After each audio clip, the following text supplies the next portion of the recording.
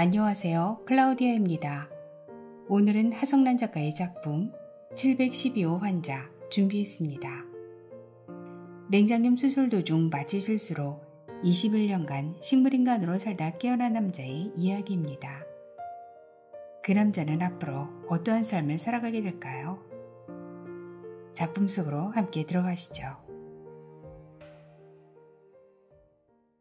712호 환자 하성란. 잠에서 제일 먼저 깨는 건 청각이다. 진작부터 창으로 들어온 햇살이 눈꺼풀을 쏘아댔지만 남자는 질끈 눈을 감았다. 눈을 감고 있으면 귀가 예민해졌다. 간밤에도 꿈을 꾸지 않고 잤다. 어린 시절 아버지 뒤를 따라 노루를 쫓을 때처럼 몸이 가벼웠다. 발소리도 남기지 않을 만큼 가볍게 뛰어 노루의 귀를 속일 수 있던 때였다. 그 사이 귀는 소리의 진원지까지도 파악했다. 도맞을 소리였다. 아침이면 남자는 늘 도맞을 소리에 잠에서 깼다. 그 소리가 기상시각을 알리는 자명종이었다. 30년쯤 듣다 보니 몸이 길들었다. 새벽같이 일어난 어머니나 아내는 잠이 덜 깬 상태로 밥을 안 졌다. 칼질을 할 때쯤이면 잠은 달아났다. 능숙한 어머니에 반해 아내의 칼질은 저러다 손가락이라도 베이지 않을까 조바심이 났다. 도맞을 소리를 들으면서 이불 속에서 꿈주럭대는 몇 분간의 여유를 남자는 좋아했다. 칼질의 속도가 붙으면서 박자가 생겼다. 써는 재료에 따라서도 제각각 다른 소리가 났다. 고기를 써는지 물을 써는지 단박에 분간할 수 있었다.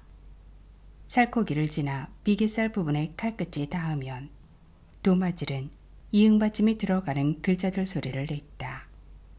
문화단글은 단단하긴 해도 저항력이 약했다. 칼끝이 들어오기도 전에 미리 틈새를 벌려주는 듯 했다. 칼끝이 도마로 곧장 내리꽂혔다. 채를 썰고 깍둑거리고 다지는 도맞을 소리를 듣고 있다 보면 저절로 아침 식단까지 예측되었다. 소리가 명징하게 들릴 무렵이면 후각도 재고시를 한다. 대체로 아침에는 맵지 않은 담백한 국을 끓인다. 비릿하게 설익은 콩나물 냄새가 났다. 코끝이 매운 것은 청양고추를 썰어 넣은 탓이다. 입안 가득 침이 고인다. 오늘은 1983년 7월 2일. 신문을 돌리는 사내 녀석은 자전거를 타고 가면서 대문 앞에 신문을 내던졌다. 어찌나 빠른지. 벼르고 기다렸다 뒤를 잡으려 했는데 대문으로 나갔을 때는 이미 골목을 돌아 사라지는 중이었다. 등으로 요를 퉁기면서 반동을 이용해 상체를 일으켜 세우려는데 미동도 없었다. 골목 입구에서 자전거 유령 소리가 난다. 며칠째 이상가족 찾기 방송이 신문 일면을 채우고 있었다. KBS 청사와 여의도 광장은 헤어진 가족을 찾으려는 사람들로 들끓었다. 신문 정중하게 발자국이 찍히기 일쑤였다. 어떤 날은 고향의 오줌으로 얼룩진 신문을 읽어야 할 때도 있었다. 우편함에 신문을 꽂아두라고 여러 번 언지를 했는데도 세 개의 경일기가 따로 없었다. 급한 마음에 눈을 번쩍 떴다. 눈 위로 섬광이 하루살이 때처럼 달려들었다. 동전만 하던 시야가 서서히 넓어졌다. 흐릿하분해 보이던 사물이 조금씩 제자리를 찾아가면서 또렷해졌다. 커다란 발바닥이 보였다. 맨 땅을 디딘 듯 시커먼 발바닥에는 발가락마다 못이 박혀 있었다. 도맞을 소리로 들린 것은 그 발이 침대 난간을 두드려 나는 소리였다. 남자의 발치에는 철제 침대 세 채가 일렬로 놓여 있었다.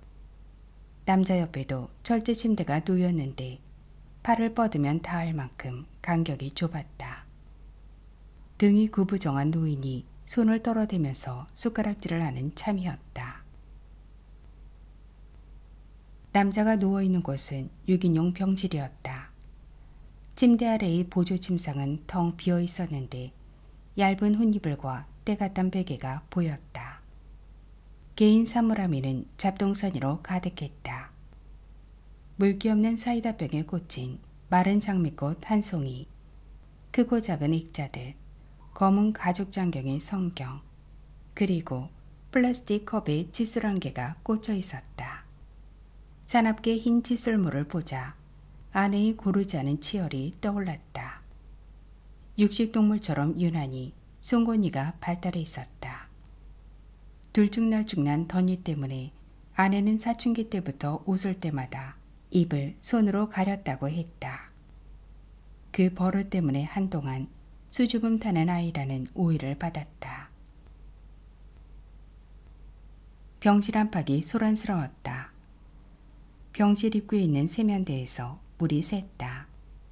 물소리가 귀에 거슬리지도 않는지 아무도 수도꼭지를 잠그려 움직이지 않았다. 천장에 바짝 붙은 텔레비전에서 가사를 알아들을 수 없는 노래가 흘러나왔다. 검은 발바닥이 요란스럽게 침대란간을 두들겨댔다. 쇠붙이들이 가볍게 부딪히고 긁혔다.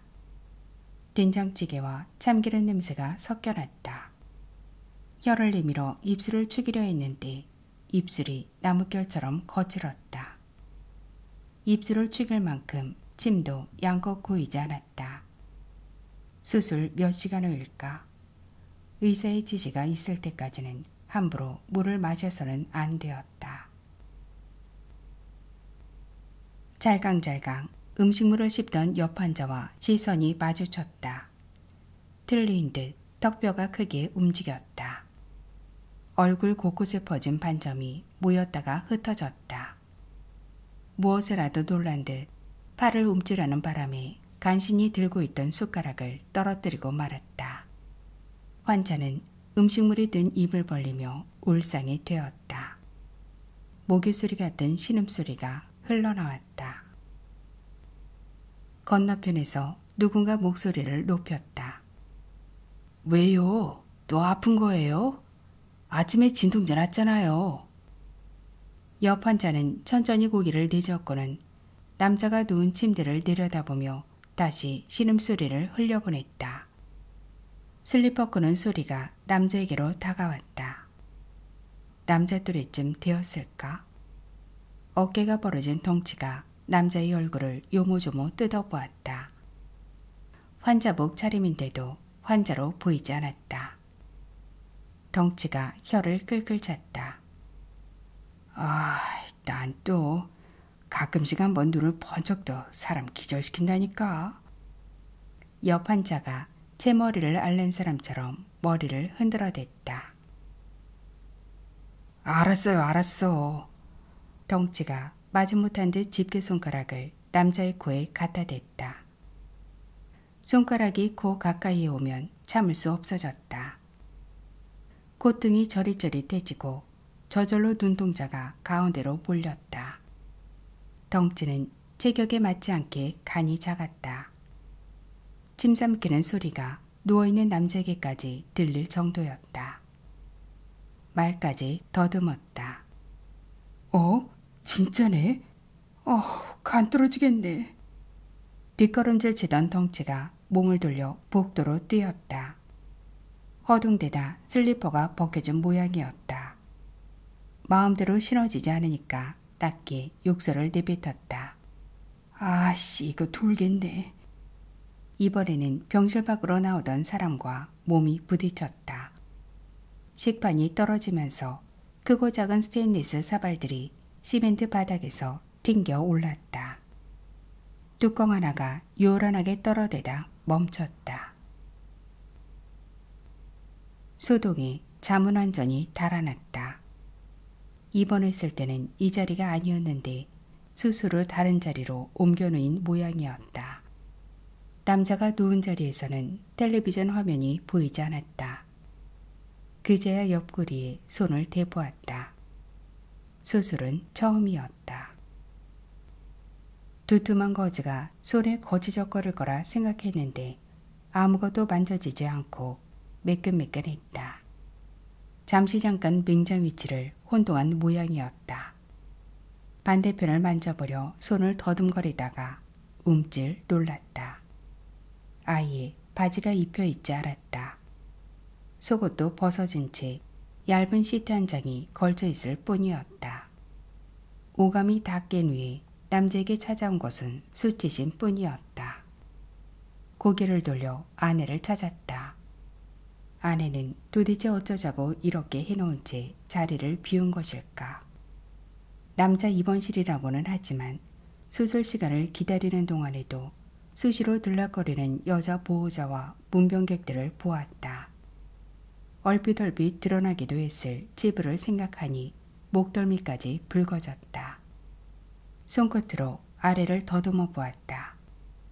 뻣뻣한 거울 아래 항문에 닿은 듯 축 늘어진 음낭이 만져졌다. 그곳에 아내는 아이들에게 하듯 분가루를 잔뜩 발라놓았다. 손가락 끝에 기다란 대롱이 만져졌다.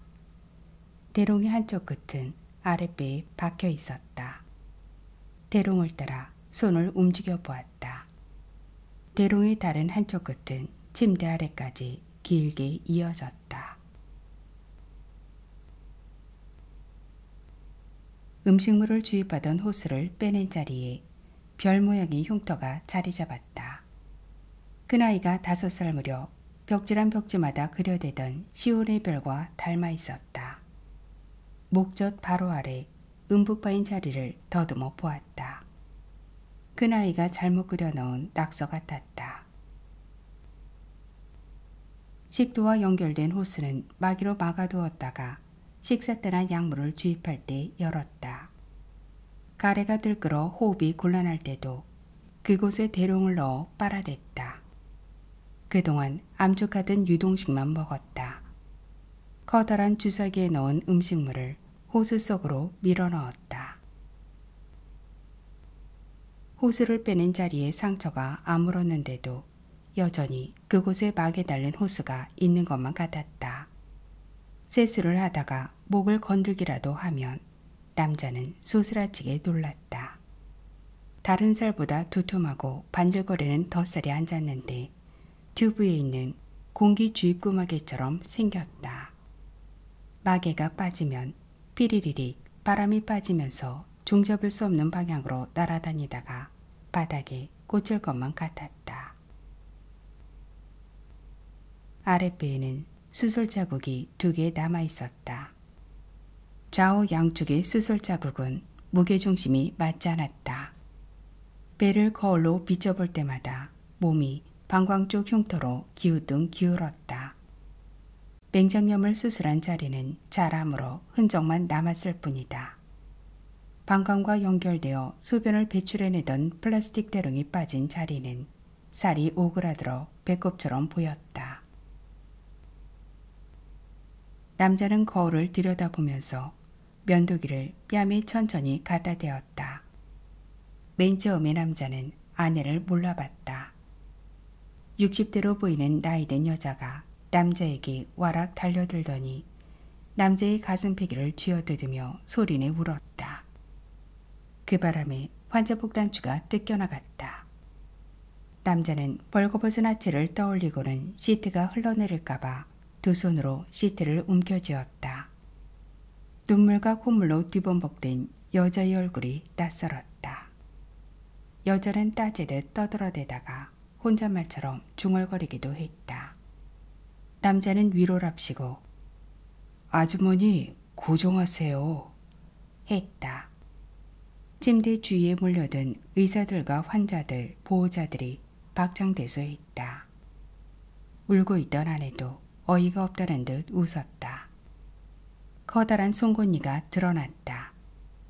아마 그 송곳니가 아니었다면 아내라는 것을 영원히 믿지 못했을 것이다. 아내는 예전처럼 손바닥으로 입을 가리지 않았다. 아내는 너무나 변해 있었다. 짓무른 토마토처럼 불구죽죽한 눈가에 까치 발자국 같은 주름이 잡혔다. 눈을 감으면 은행알처럼 얇고 부드럽던 눈꺼풀은 핀으로 집은 치맛단처럼 내려앉았다. 덧니들 옆으로 해놓은 지 오래된 듯한 금니들이 번쩍였다. 세면대 거울 속에는 남자의 오촌 당숙벌쯤 되는 노일의 얼굴이 들어있었다. 양미간의 새로 주름세개는 펴지지 않았다. 입을 다물 때마다 노인의 괴팍스러운 성격이 드러나는 듯 했다. 남자가 오른쪽 뺨을 면도하면 노인은 왼쪽 뺨을 면도했다.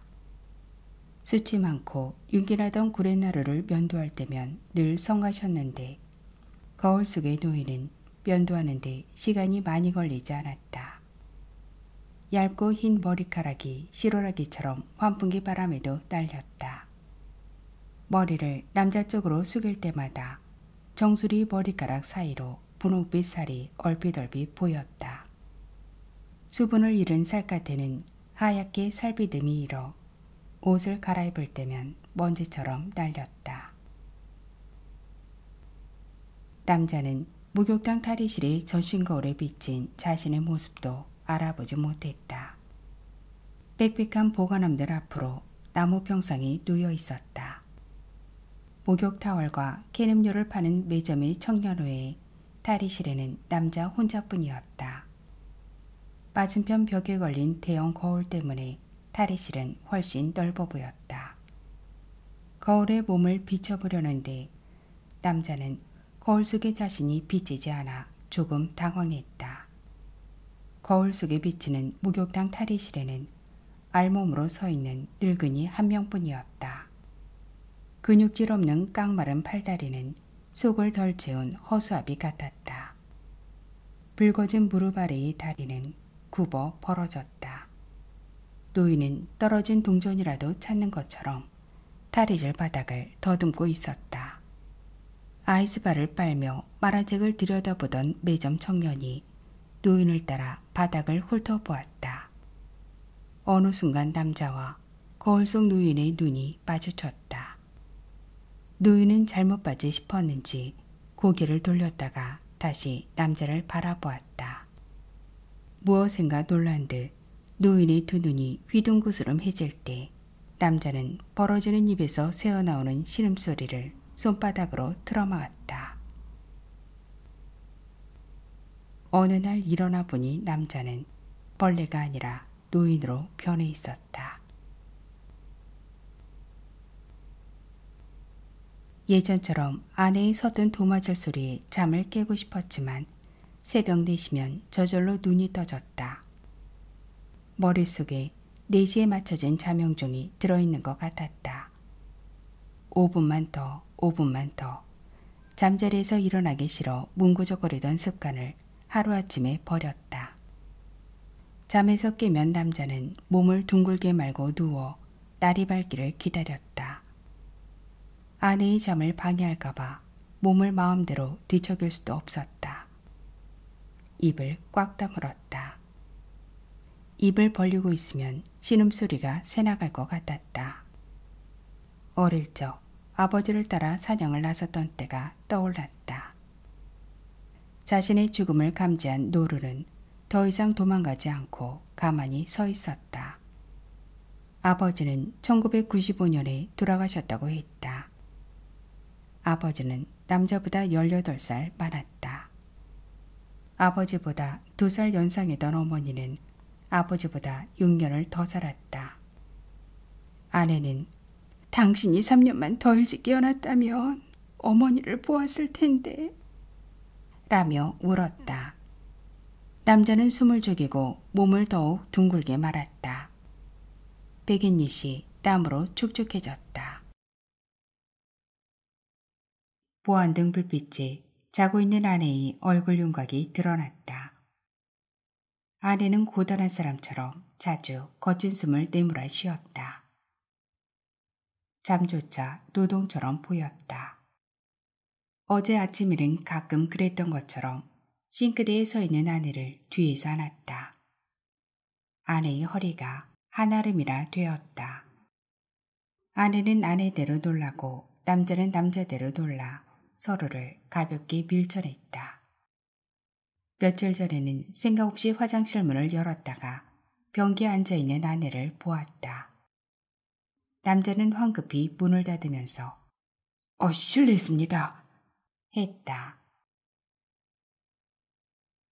아내는 몸이 불었다. 늘어난 몸무게를 무릎이 감당하지 못해 관절염을 앓았다. 편안히 앉아 음식을 씹어넘길 시간이 없었다며 한숨을 쉬었다. 병원에서 집으로, 직장인 학교로 몸이 10개라도 부족했다고 말할 때는 장모 생각이 났다.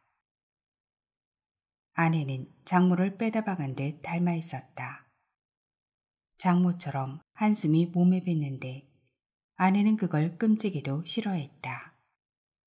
이야기를 하다가 자꾸 격가지로 빠지는 것도 비슷했다. 남자는 자신도 모르게 서술이 길다 라고 말했다가 뜨끔했다. 아버지의 말투를 그대로 흉내내고 있었기 때문이었다. 병원에 갈 일이 없어졌는데도 아내의 식사 습관은 고쳐지지 않았다. 빨리 먹기 대회에 나간 사람처럼 음식을 씹지도 않고 삼켰다. 음식물이 목구멍에 걸려 내려가지 않으면 주먹으로 가슴을 쳐댔다. 음식물이 든 채로 말을 하는 통에 입에 든 밥풀이 식탁 이곳저곳으로 튀기 일쑤였다. 큰아이는 과묵했는데 작은아이는 오만상을 찌푸렸다. 그럴 때 작은아이는 그 나이 때의 아내를 너무도 닮아 있었다. 아내의 입에서 흘러내린 침이 베갯잎에 흥건히 고였다. 음식을 먹을 때면 침이 분비되지 않아 소화가 잘 되지 않다가도 잘 때면 침을 줄줄 흘렸다. 냄새가 고약했다. 숨결에서도 덜 마른 생선 냄새가 났다. 젊었을 때는 부모님이 계신 방에 들어갈 때마다 얼굴을 찡그리던 아내였다. 꿈이라도 꾸는 모양이었다. 아내가 거주두rum을 울었다. 그동안 무슨 일이 있었는지 아내는 자주 울다 웃다 했다. 너무 할 말이 많아 무슨 말부터 해야 할지 모르겠다며 책으로 쓰면 10권도 넘을 거라는 말만 계속했다. 병실은 늘 남자를 보러 온 사람들로 박짝박짝했다. 병원 사람들 사이에 남자는 712호 장기 입원 환자로 불리고 있었다. 병원에 입원 환자란 환자들 중 걸을 수 있는 사람이라면 죄다 남자를 보고 갔다. 텔레비전 뉴스에도 잠깐 나왔다. 신문에도 기사가 실리고 잡지에서도 취재를 해갔다. 남자는 단지 늦잠을 자는 거라고 생각했다. 그 사이 야당 총재들이 차례로 대통령이 되었다가 자리에서 물러났다. 소련이 붕괴됐고 김일성이 사망했다. 올림픽이 개최되었다고 했다. 사람들의 과거가 남자에게는 여전히 불투명한 미래였다. 부모님의 죽음도 실감나지 않았다. 연구개발팀에서 연구 중이던 휴대폰은 이미 개발의 개발을 거쳐 보급된 후였다. 7살, 5살이던 아이들은 28, 26으로 장성했다. 길에서 만나면 알아보지 못하고 지나쳐 버릴 게 분명했다. 이상가족 찾기 방송을 보면서 혀를 차던 때가 떠올랐다. 바로 옆 동네에서 수십 년 동안 형제라는 것을 모르고 살았다는 사연은 기가 막혔다. 그때 남자는 제 피부치라면 아무리 긴 세월 동안 떨어져 있다 하더라도 한눈에 알아볼 것이라고 생각했다. 아내는 쭈뼛대면서 서 있는 아이들을 데려다가 인사시켰다. 얘가 큰 놈, 얘가 작은 놈. 아버지 어머니는 무덤을 쓰지 않았다. 화장은 두 분의 유언이었다. 아들이 영원히 깨어나지 못한다면 아무도 찾지 않아 무덤이 버려질지도 모른다고 생각했던 게 분명했다. 아내와 함께 아버지 어머니의 유해를 뿌린 북한강가에 다녀왔다. 강은 도로를 끼고 끝간데 없이 펼쳐져 있었다. 신발 속으로 모래가 들어왔다. 굽있는 구두를 신은 아내는 남자보다 뒤처졌다. 아내가 손으로 강원조리의 한 부분을 가리켰다.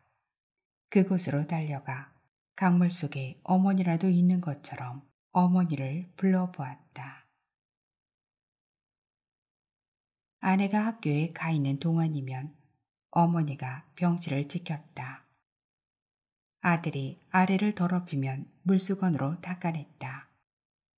고약한 냄새가 삽시간에 병실 안으로 퍼졌다. 어느 환자는 고개를 돌리고 어느 환자는 얼굴을 찡그렸다. 어느 날은 누군가 육지거리를 내뱉었다가 어머니에게 혼찌검이 나기도 했다. 일주일에 한 번은 꼭 머리를 감기고 몸을 닦았다.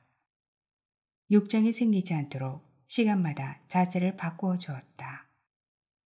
힘에 붙일 만한데도 힘들다는 말 한마디 하지 않았다. 보조 침상에서 불편한 잠을 자는 날도 허다했다. 햇볕을 받은 수면이 다글다글 들끓어 올랐다. 아내가 남자를 잡아당기면서 중얼거렸다. 영우 아버지, 여기가 아닌가 봐. 영우가 어머니 뼈가루를 뿌리고 있을 때 내가 표시될 만한 게 있을까 싶어 잘 봐두었거든. 강가에 커다란 바위가 있었는데 저 바위는 아닌 것 같아. 좀 더 크고 붉은 빛이 돌았는데. 북한강가를 따라 걸어 올라갔다. 이곳이 저곳 같고 저곳이 이곳 같았다. 강가에는 크고 붉은빛 도는 바위들 천지였다. 지는 해가 눈을 찔러대서 강을 똑바로 볼 수도 없었다. 늘 자고 있던 아버지의 익숙한 아이들은 눈을 뜨고 말을 하며 걸어다니는 아버지가 낯선 모양이었다. 작은 아이는 초등학교 쪽 미술 시간에 눈을 감고 있는 아버지 얼굴을 그려 친구들에게 놀림을 당한 적이 있다고 했다. 병원을 제 집처럼 들락거리며 자란 아이들은 어머니가 돌아가신 후로 순번을 짜서 남자를 간호했다. 잠을 자고 있는 아버지에게 걱정거리를 털어놓고 어릴 적에는 일기까지 읽어주던 아이들이 이제는 아버지 곁을 피했다. 넌 아직도 벽이란 벽에다 낙서를 하고 돌아다니냐? 웃자고 한 얘긴데 큰아이는 고개를 갸우뚱했다. 하도 낙서를 해서 스케치북을 사주었는데 스케치북에는 그림을 그리지 않고 계속 벽에 낙서를 했다. 꾸중을 하려고 아이를 데려다 앉혀놓은 아내가 웃었다. 네 꿈을 펼치기에는 이 도화지가 너무 작은가 보다. 사진 찍을 때마다 손가락으로 V자를 만들곤 했는데 기억나냐? 이번에도 큰애는 턱을 약간 들고 9시 방향을 바라볼 뿐이었다. 집안은 엉망진창이었다. 여유롭게 가족 소풍을 가서 사진을 찍는 일이 없어졌다. 남자가 기억하고 있는 것을 어렸던 큰아이는 기억하지 못했다. 그러니 작은아이는 말할 것도 없었다. 남자는 큰아이가 조금 더 크면 아버지가 그랬던 것처럼 덫을 만들고 토끼 무는 법을 가르치고 싶었다. 하지만 그럴 기회마저 없었다. 제 엄마와는 셋이 앉아 이런저런 이야기를 나누며 웃다가도 남자가 끼면 분위기가 어색해졌다. 아이들이 사춘기와 입시, 군대 시절, 연애, 어느 것 하나 공유한 것이 없었다. 어느 날 아이들이 아빠가 우리한테 준 게 뭐야? 라며 따져올까봐 무서웠다.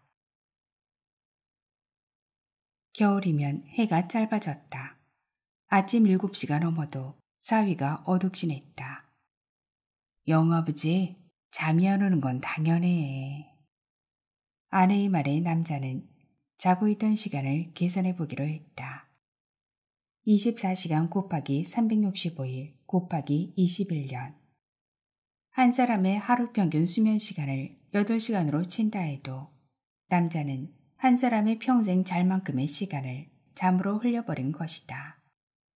그렇게 몰아잤으니 아내의 말처럼 잠이 오지 않는 게 당연한지도 몰랐다. 맹장염 수술은 다른 수술에 비해 비교적 간단한 수술이었다. 그런데 회복실로 옮겨진 뒤에도 남자는 마취에서 깨어나지 않았다. 병원에서는 의료사고를 시인했다. 입원실과 치료비 일체가 제공되었다. 환자가 깨어날 때까지가 아니라 보호자가 포기하지 않을 때까지란 단서가 붙었다. 몇 개월 지나자 맹장염 수술 자국은 말끔하게 아물었다. 남자를 마취한 마취 전문의는 그 병원에 근무했던 7년 동안 매일같이 병원에 들러 남자의 손을 붙들고 기도했다. 7년 동안 남자는 깨어나지 않았지만 아내와 어머니는 독실한 신자가 되었다. 1년 후면 깨어날 거라고 생각했는데 횟수가 늘었다. 그동안 종합병원은 근처의 땅을 매입해 증축 공사를 했다. 1년 가까이 입원 병동까지 공사 소리가 들려왔다. 남자는 새로운 병동으로 옮겨졌다. 넓은 주차장을 가진 최신식 건물은 몇 해가 지나자 새로 지은 병원들에게 밀렸다. 병원 사정으로 병실을 몇 번 더 옮겼다. 712호 복도 제일 안쪽에 있었다. 화장실과 급탕실까지의 거리가 멀었다. 남자의 침대는 출입구에서 가장 멀리 떨어져 있었다. 침대에서는 텔레비전 화면도 보이지 않았다. 하지만 사람들의 움직임이 덜한 장소였다.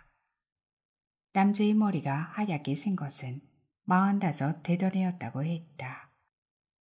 흰 머리카락이 하나둘 난 게 아니라 어느 날 갑자기 가발이라도 벗은 것처럼 흰 머리카락으로 뒤덮였다고 했다. 나이보다 일찍 머리가 새는 것은 아버지 쪽 내력이었다. 712호에서 남자는 16년을 더 보냈다. 그동안 남자는 이름 대신 712호 장기 입원 환자로 불리기 시작했다.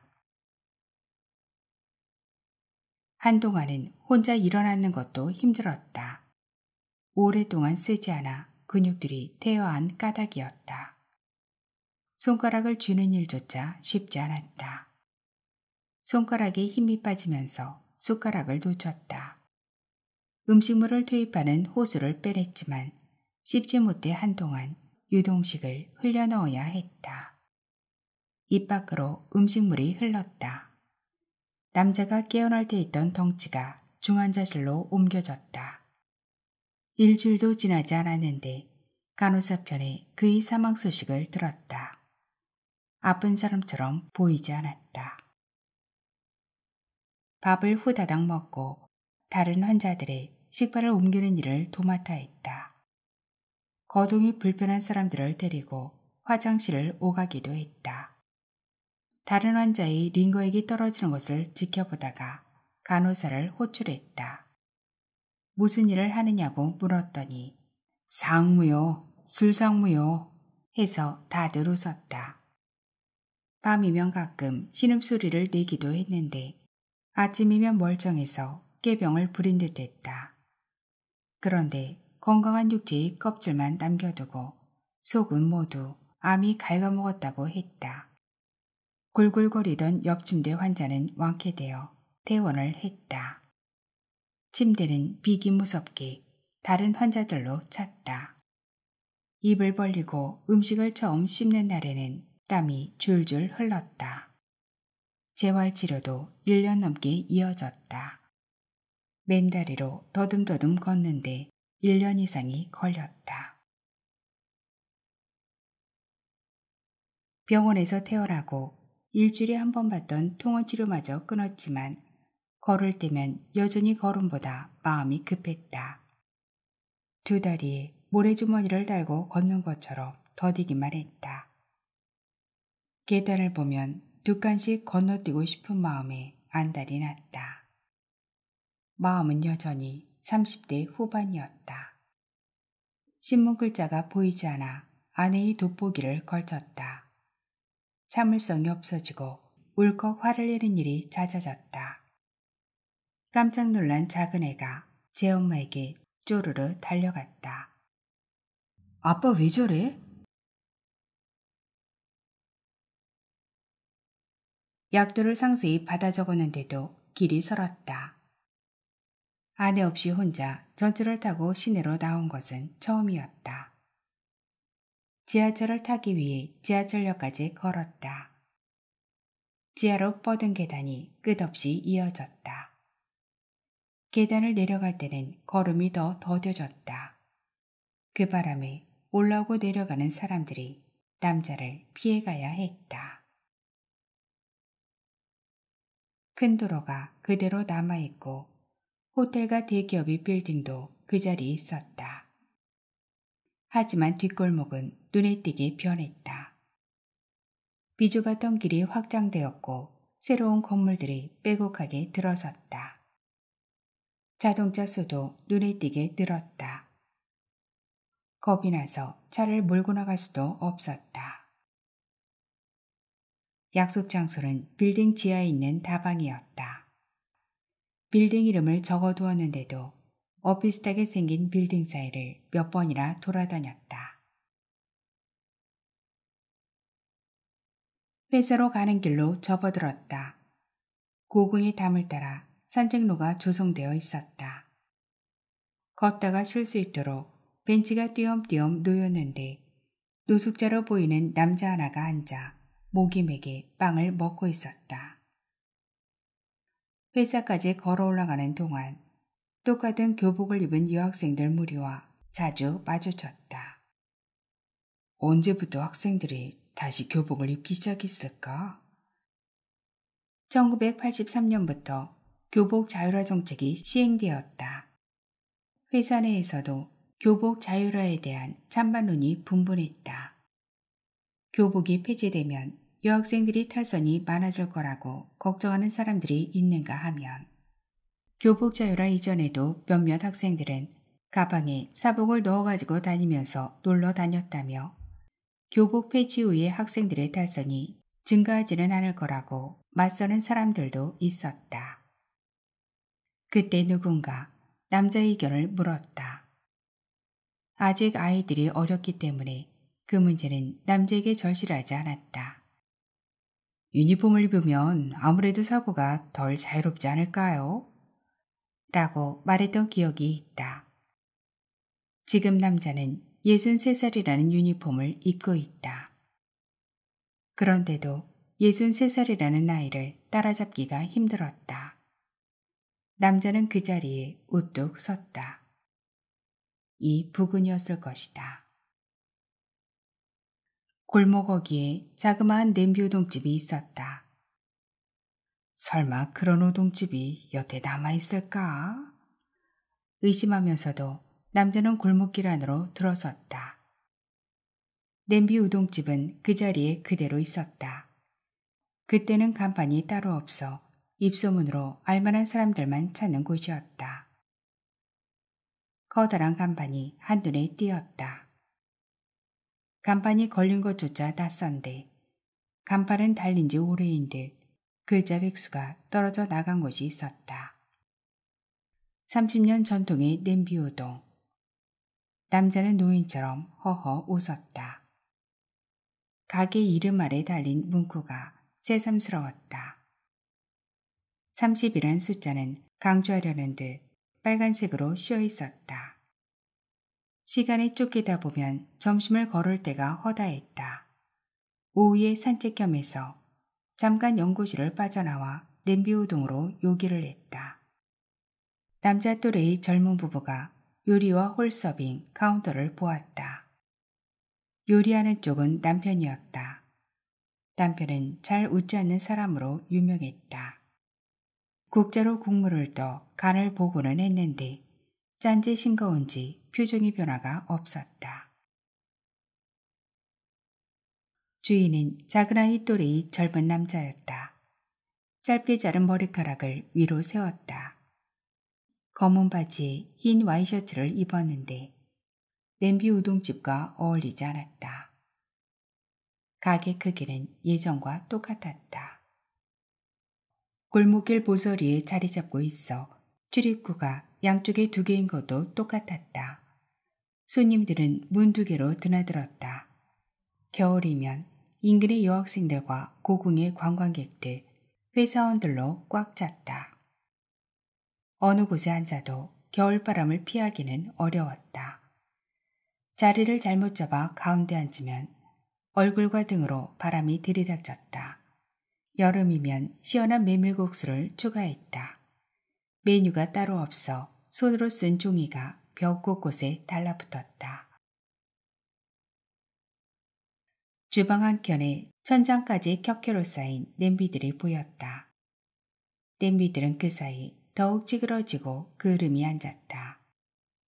주방 위에 손으로 적은 듯한 글씨가 눈에 들어왔다. 냄비도 30년이 되었습니다. 남자는 이번에도 또 허허 웃었다. 탁자에 손이 닿을 때마다 끈적거렸다.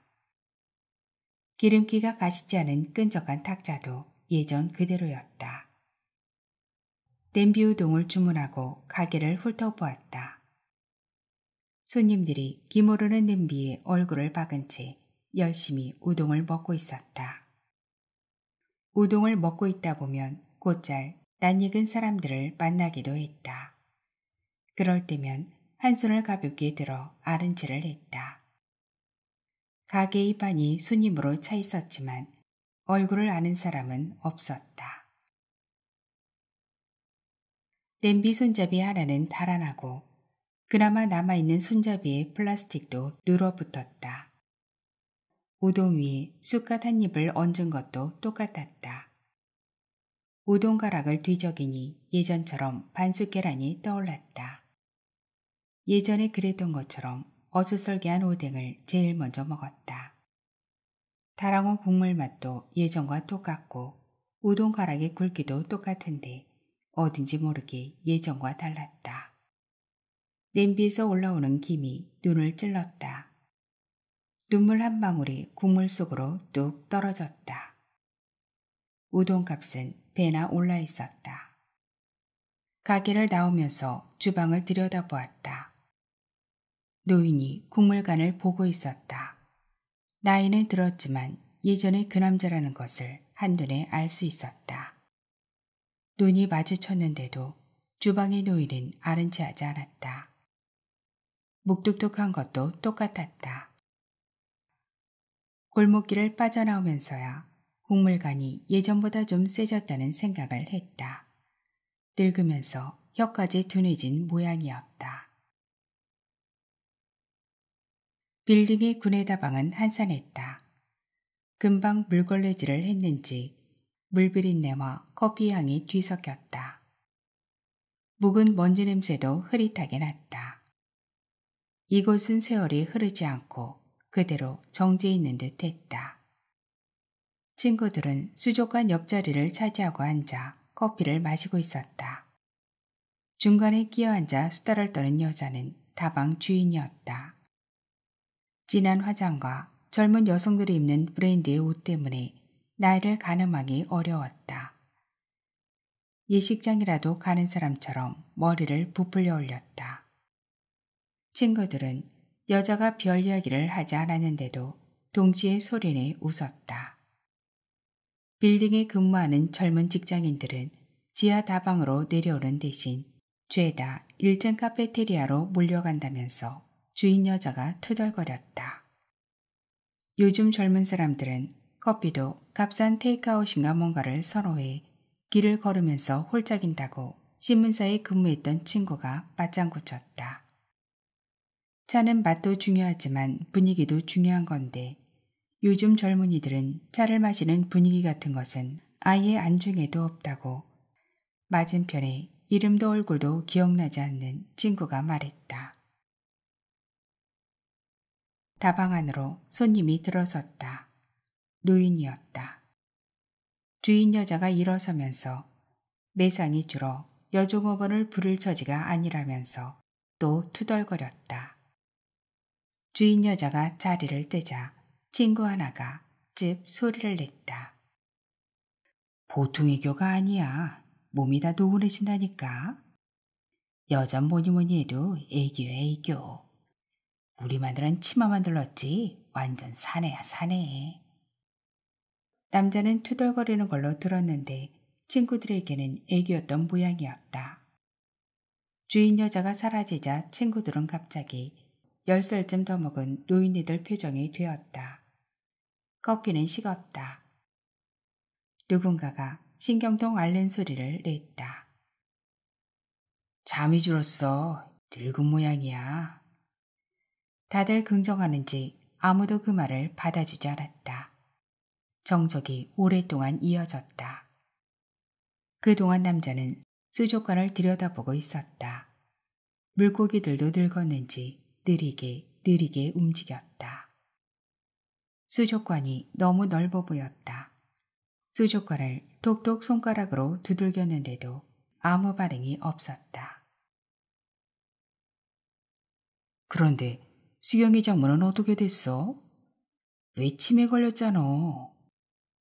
지물보를 하던 친구가 말꼬를 텄다. 집을 나간 걸 수경이가 찾아달았어. 버스터미널에 있었대. 옛날 집에 간다고. 몇몇 친구가 혀를 찼다. 또 언제 늦을지 모르지. 남일 같지 않어. 주인 여자가 다가오면서 말꼬리를 물었다. 그렇게 살면 뭐해요. 다른 게 아니라 그게 바로 민폐라고요, 민폐. 주인 여자까지 두루 알고 있어 나도 아는 사람이 이야기인가 싶어 귀가 쏠깃했는데 알고 보니 드라마 이야기였다. 친구들은 드라마와 정치 이야기로 시간을 죽였다. 오후 5시가 되자 저녁 시간이 늦겠다면서 하나둘 일어섰다. 다방에 있는 건물 앞에서 몇은 버스 정류장 쪽으로 흩어지고 몇은 전철역 쪽으로 걸었다. 이젠 마누라까지 눈치를 줘. 마누라는 손주들이라도 거두지. 집에 있으면 일 맞는다고 눈만 뜨면 나가라는 거야. 아이고, 하도 뒷정구를 하다 보니 어느 날인가는 5살 먹은 손녀 녀석이 지 할머니 말들을 그대로 흉내내더라고. 아이고 노인네 이러면서 말이야. 이름도 얼굴도 기억이 없는 친구가 동변상련이야 했다. 흙이 든 바바를 씹는 목소리였다. 일이 있어야 해. 아니면 돈이 든가. 지물포 친구 말에 또 다른 친구가 고개를 끄덕였다. 지물포는 진작에 때려치웠다고 했다. 부엌 가구부터 인테리어 공사까지 한 번에 하는 가게들이 들어서는 바람에 예전처럼 벽지와 장판을 파는 것만으로는 수지를 맞출 수 없었다고 했다. 다행히 적당한 데 물러서서 손해는 줄였다고 했다. 전철이 와 서자 친구들은 경로석 쪽으로 뛰었다. 경로석에 앉아있던 중년 남녀가 눈치를 보다 자리를 양보했다. 친구 하나가 중년 남자에게 말을 걸었다. 고맙고 미안써. 우린 6학년인데 그쪽은? 중년 남자 대신 여자가 나섰다. 우린 아직 5학년이에요. 오빠들이 앉으셔야지. 친구들은 처음 보는 사람들하고도 스스럼 없이 이야기를 주고받았다. 아무에게나 말을 거는 것은 아내도 마찬가지였다. 몇 주일 전인가 아내와 함께 병원에 다녀오는 길이었다. 엘리베이터를 기다리며 서 있는데 노인 하나가 등산복 차림으로 들어섰다. 아내가 노인에게 말을 걸었다. 어느 쪽으로 갔다 오세요? 노인도 스스럼 없었다. 북한산이요. 청수장 쪽으로 올라갔는데 물소리가 아주 듣기 좋습디다. 아내가 되받았다. 아유 세상에 얼마나 좋으셨을까. 올여름에 비가 많아 잘 되었네. 집에 들어와 남자의 저보를 받아 걸은 아내에게 물었다. 아는 사람이야? 아내는 아무렇지도 않은 듯 대답했다. 몰라? 이동 어디 살겠지 뭐. 지물포를 하던 친구가 먼저 내렸다. 지물포 친구 옆에 앉아있던 얼굴도 이름도 기억나지 않는 친구가 남자 옆으로 자리를 옮겼다. 한 정거장을 지나는 동안 아무 말도 하지 않았다. 한참 만에 친구가 입을 댔다. 아주 오래 산 느낌이야. 그러고는 또 한 정거장을 아무 말 없이 갔다. 너무 힘이 들어. 잘 지내왔는데 막판에 실수를 했어. 돈도 잃고 친구도 잃었지. 친구는 자신의 두 발을 내려다보고 있었다. 낡은 구두는 광이 났다. 젊을 때는 말이야. 나이가 들면 지혜도 늘 거라고 믿었어. 그런데 어떻게 할지 모르겠더라고. 모르는 문제를 앞에 놓고 있는 것 같아. 친구를 따라 건너편 경로석을 바라보았다. 발 앞에 짐을 바리바리 놓은 늙은 여자가 졸고 있었다. 그러고는 금방 또 잠에 빠져들었다. 고개가 깊게 떨어지면 번쩍 눈을 뜨고는 발 앞의 짐을 확인했다. 그러고는 금방 또 잠에 빠져들었다. 예전에 어머니도 늘 드라마를 보다 잠을 자곤 했다. 텔레비전을 끄려고 하면 눈을 떴다. 들어가 주무세요. 그래. 이것만 끝나고. 다시 나와보면 어머니는 또 잠을 자고 있었다. 자네랑 오랜만에 보니 참 좋다. 그땐 자네도 속을 알았겠지만 나도 그랬어. 자네 흠씬 두들겨주고 싶었지. 내가 자네 멱살을 잡았을 때 했던 말 기억나? 빨리 늙고 싶다고 했어.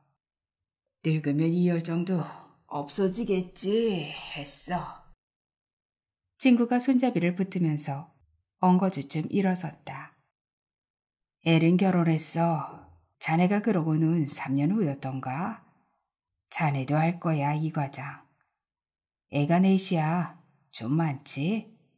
병실에도 몇 번 갔었는데 자네 어머니한테 혼쭐 만나고 돌아왔어. 천천히 멈추고 친구가 내렸다. 집은 비어 있었다. 냉장고에 아내의 메모가 붙어 있었다. 카레를 해놓았으니 데워 드세요. 아내는 요즘 부쩍 밖으로 나돌았다. 그동안은 나 때문에 여행 한번 마음 놓고 못 해봤다고 했다. 등산 간 날에는 저녁을 먹고 노래방까지 들러왔다고 했다. 뒤늦게 저녁 준비를 하면서 투덜댔다. 하나부터 10까지 내가 다 챙겨야 하니. 남자가 식물인간 상태에서 깨어나고 적어도 얼마 동안은 모든 가족이 남자의 회복을 기뻐했을 게 틀림없었다. 남자의 새로운 삶을 축하하고 가족의 지위를 기뻐하며 눈물을 흘리기도 했다. 그러나 그 시간은 오래가지 않았다. 아들과 딸아이의 귀가 시간은 점점 늦어졌다. 아내는 남편보다는 친구들과 밖에서 지내는 것을 좋아했다. 지난 21년 동안 병실 침대에 누워 있었던 것처럼 남자는 여전히 혼자였다. 이른 새벽에 눈을 떠 자리에 누운 채 아침을 기다릴 때도 혼자였다. 라면을 끓였다. 옷을 벗으려고 안방으로 들어오니 장롱에 아내의 메모가 또 붙어 있었다. 비타민 꼭 챙겨 먹고 난 좀 늦어요. 텔레비전을 켜자 집안에 말소리가 가득 찼다. 다방에서 친구들이 주고받던 그 드라마였다. 수경이가 누구고 치매에 걸린 장모가 누군지 금방 파악이 되었다. 30대 후반은 아직 노년을 생각할 나이는 아니었다. 그런데 하루아침에 남자는 노인이 되어 있었다.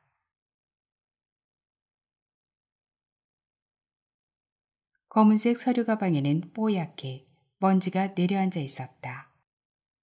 가방을 찾는 것은 어렵지 않았다. 얼마 동안 서류 가방은 안방에 놓여 있었을 테지만 시간이 흐르면서 집안의 구석까지 내몰렸을 것이다. 쓰지 않는 물건들이 쌓여 있는 곳, 다용도실밖에 없었다. 손잡이와 뚜껑에 걸쳐 거미줄이 쳐져 있었지만 거미는 보이지 않았다. 덥석 집어들자 손자국이 선명하게 남았다. 그동안 아내는 이사가 잦았다.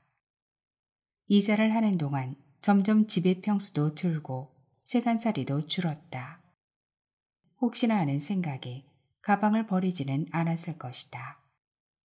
그동안 어떻게 살았는지 시시콜콜 이야기하지는 않았지만 누수가 되거나 빗물이 들이닥친 방에서도 잠시 기거한 듯 했다. 가방에서는 물에 젖었다 마른 듯 곰팡이 냄새가 났다. 비밀번호를 맞추었지만 가방은 열리지 않았다. 단단히 녹이 쓴 모양이었다. 펜치를 찾는데도 시간이 한참 걸렸다. 예전에는 이런 도구들이 늘 남자의 손이 닿는 곳에 놓여 있었다. 아내에게 전화를 걸었다. 한참 후에야 아내가 전화를 받았다. 아내의 목소리 뒤로 노래방 반주가 끼어들었다. 돈을 내고 들어가 노래하는 방이란 것이 참 신기했다. 펜치는 뭐하게요? 큰애 오면 시켜요. 괜히 일리지 말고. 아내는 악을 쓰듯 말했다. 펜치로 자물쇠를 벌렸다. 손동작이 굼떠 예전처럼 손에 착 붙지 않았다. 누렇게 변색된 신문을 펼치자 재채기가 연거푸 3번 쏟아졌다. 1983년 6월 25일자. 그날도 신문 배달 소녀는 우편함에 신문을 꽂아두지 않고 길거리에 던지고 갔다. 신문에 커다란 발자국이 나 있었다. 신문을 들고 들어오는데 벼랑간 옆구리가 쿡 쑤셨다. 24일 챌린저호가 무사히 귀환했다는 기사를 읽었다. 챌린저호는 닷새 동안 우주를 떠돌다가 돌아왔다. 회사로 가는 전철 안에서 신문을 읽고 가방 안에 넣어두었을 것이다. 다이어리는 두툼했다. 날짜별 칸칸마다 약속으로 빼곡했다. 글씨가 번져 읽기 어려운 곳이 많았다. 출장도 찾았다. 한 달에 2번꼴로 구미공단에 다녀왔다. 조금 피곤하다는 생각을 하게 된 때였다. 너무 깊이 잠들어 안내방송을 듣고야 잠에서 깬 적도 있었다. 30대 후반이 되었고 건강을 걱정하는 친구들의 이야기도 들었다. 뱃살이 조금 잡힌다 싶었지만 건강 하나는 자신이 있었다. 아내가 아이들과 찍은 사진이 갈피에 껴 있었다. 아내는 한껏 멋을 부렸다. 단발머리가 밖으로 말리도록 고대를 했다. 덧일을 걱정해 입을 다물었다. 7살이던 큰아이는 검지와 중지를 어정쩡하게 펼친 채 살짝 눈을 감았다. 그 당시 그네가 나온 모든 사진에서 아이는 손으로 V자를 만들고 있었다. 그날도 V자를 만들려 하자 아내가 아이를 나무랐다. 엄마에게 혼나기 싫어 손을 내리는 그 순간 셔터를 눌렀다. 5살 작은 아이는 아내가 직접 든 레이스 모자를 쓰고 있다. 말이 늦어 제 엄마 속을 무던히 썩였다. 아내는 텔레비전에서 방영했던 외와 초원의 집을 좋아했다. 그 드라마처럼 가난하더라도 행복하게 살고 싶다고 입버릇처럼 말했다. 다이어리 호주머니에 음악의 티켓 한 장이 꽂혀 있었다. 예매표였다. 장소는 세종문화회관 8월 31일 KBS 교향악단이 정기연주회로 지휘자는 금난세였다. 엘 생각이 났다. 엘의 얼굴이 떠오르자 엘과 비슷하게 생긴 친구의 얼굴도 떠올랐다. 이름도 얼굴도 기억나지 않던 그 친구가 바로 엘의 오빠였다. 다이어리를 뒤적여 8월 30일자 칸을 더듬었다. 그달이 유일한 메모였다. 세종문화회관 계단이라고만 적혀 있었다. 8월 31일 남자는 그곳에 가지 못했다. 엘은 세종문화회관 계단에서 밤늦게까지 남자를 기다리다 돌아갔을 것이다. 티켓 한 장을 가지고 있었으니 혼자 연주회에 갔을지도 모르겠다. 문득문득 고개를 돌릴 때마다 비어있는 옆자리가 눈에 들어왔을 것이다. 엘은 남자가 그곳에 오지 못한 것을 큰오빠 때문이라고 생각했을 것이다. 엘과는 일 때문에 여러 번 만났지만 개인적으로는 단 3번 만났을 뿐이다. 이제 40이 얼마 남지 않았고 더 이상 젊지 않다는 생각을 할 때였다. 어쩌면 이런 감정은 남자로서 가질 수 있는 마지막 감정일지도 모른다는 생각을 했다. 엘의 오빠는 남자를 패대기 쳤다. 같은 남자로서 이해한다고 했다. 친구로서 부탁하건대 내 쪽에서 자기 동생을 놔주라고 했다. 어머니는 엘에 대해 알고 있었다. 며느리에게 말이 들어갈까 전전긍긍했을 것이다. 자는 동안에도 엘 생각을 했을 것이다. 악몽을 꾸느라 인상을 썼을 것이다. 그래서 이마에 굵은 주름이 잡혔을 것이다. 남자가 개발에 주력했던 소형 휴대폰은 1988년 모토로라에서 처음으로 선을 보였다. 771g이었다. 최초의 휴대폰은 자그마치 4kg이었다. 회의를 하면서 이것저것 갈겨 쓴 글씨들이 보였다. 자신이 없으면 소형 휴대폰은 개발되지 못할 거라고 믿었다. 라면은 불어 국물이 졸아 있었다. 라면을 먹다 아이가 내신 엘의 모습을 상상해 보았다. 중심에서 엘이 아이들을 동서남북에 거느리고 있었다. 등산 가는 아내를 배웅하고 돌아오는 길에 산책하듯 걸었다. 단풍이 다 내려가기 전에 단풍을 보게 되었다며 아내는 들떠 있었다. 아내와 아내의 친구들은 맞춰 입은 것처럼 모두 빨간 모자와 등산복 차림이었다. 두 다리는 예전의 속도를 기억하고 있었다. 한참 뒤에 오던 젊은이가 남자를 앞서 걸어갔다. 당신 기억나? 내장산. 아내는 요즘 부쩍 회상이 잦아졌다. 남자와 같이 나눌 수 있는 기억이란 결혼해서 같이 있던 8년 남짓뿐이었다. 남자를 앞서가던 젊은이가 잠깐 미끄러다 다시 중심을 잡았다. 보도블록 위에 떨어진 은행잎을 잘못 밟은 탓이었다. 문방구에 들러 이력서를 10장 샀다. 문방구 주인은 이력서를 돌돌 말면서 요즘 청년 실업이 장난 아니죠? 했다. 집안은 고요했다. 식탁에 이력서를 펼쳐놓았다. 다이어리 속에는 구상 중인 아이디어들이 많이 들어있었다. 그 중에는 아직 구체화되지 않은 것들도 있었다. 이력서의 첫 줄부터 외워나가기 시작했다. 1945년 서울 출생, 1968년 모모대학교 졸업, 1970년 육군병장 제대, 1970년부터 1983년까지 모모전자 연구개발팀 근무. 그 다음 칸에는 남자는 잠깐 머뭇거렸지만 내쳐 썼다. 1983년에서 2004년까지 모모 종합병원에서 식물인간으로 지냄. 하성란 작가는 서울에서 태어나 서울예대 문예창 작가를 졸업하고 1996년 서울신문 신춘문예에 단편 풀이 당선되면서 등단했습니다.